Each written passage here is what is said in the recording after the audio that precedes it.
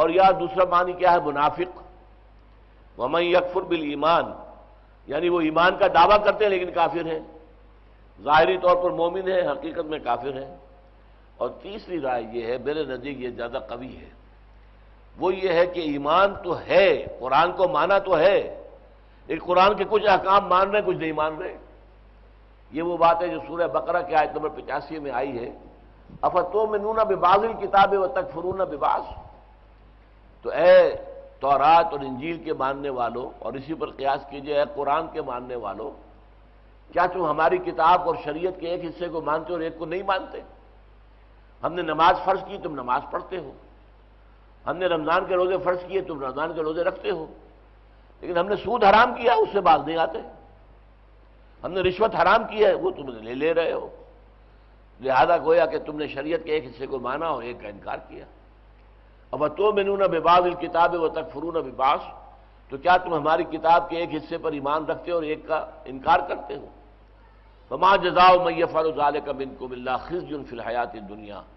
تو جو کوئی بھی تم میں سے یہ روش اختیار کرے گا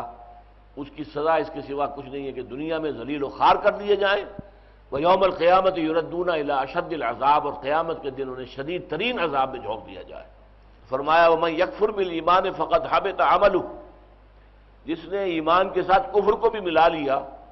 تو اس کے تمام اعمال ضائع ہو گئے، اللہ کے ہاں ان کی کسی نیکی کی کوئی قدر و قیمت نہیں، کسی نیکی کے عمل میں کوئی وزن نہیں، اس لیے کہ انہوں نے ایمان اور کفر کو گڑبڑ کر لیا ہے۔ جیسا کہ میں نے عرض کیا تھا کہ اس سے اہل کتاب بھی مراد ہو سکتے ہیں، منافق بھی مراد ہو سکتے ہیں، اور خود مسلمانوں میں سے وہ لوگ جو شریعت کے ایک حصے پر عمل کریں اور دوسرے حصے کو ترک کر دیں، دوسرے حصے کو پاؤں تلے رون دیں معاذ اللہ،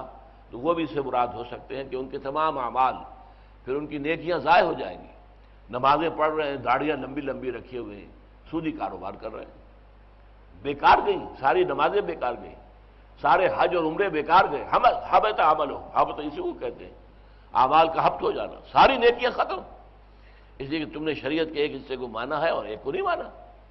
حالانکہ اللہ کا حکم یہ بھی ہے، اللہ کا حکم یہ بھی ہے۔ اب اگر تو اللہ کا حکم ماننا تو دونوں مانو، اور اگر تم نے ایک کو مانا تو اس لیے مانا کہ وہ تمہیں پسند ہے، اس میں تمہیں کوئی تکلیف نہیں، اور دوسرے کو چھوڑ رہے ہو اور نہیں مانتے ہو تو اس لیے کہ تمہارا نفس جو ہے ماننے کو تیار نہیں ہے کہ اس نقصان کو برداشت کرو۔ سودی کاروبار میں نفع زیادہ ہو رہا ہے، سودی کاروبار سے ہمارا کاروبار زیادہ پھیل رہا ہے، ہم نے بینک سے رقم لے کر جو اپنے کاروبار کو وسعت دے دی ہے، بہت ہم نے رقم لے کر بینک سے سود پر اور اپنی بلڈنگ بڑی اونچی بنا لی ہے۔ تو یہ چیزیں وہ ہے کہ جو حبط اعمال، فقد حبط عملہ وہو فی الآخرۃ من الخاسرین، اور وہ آخرت میں ہوں گے بہت گھاٹا پانے والوں میں سے، خسارہ پانے والوں میں سے، ناکام رہ جانے والوں میں سے، تباہ و برباد ہو جانے والوں میں سے۔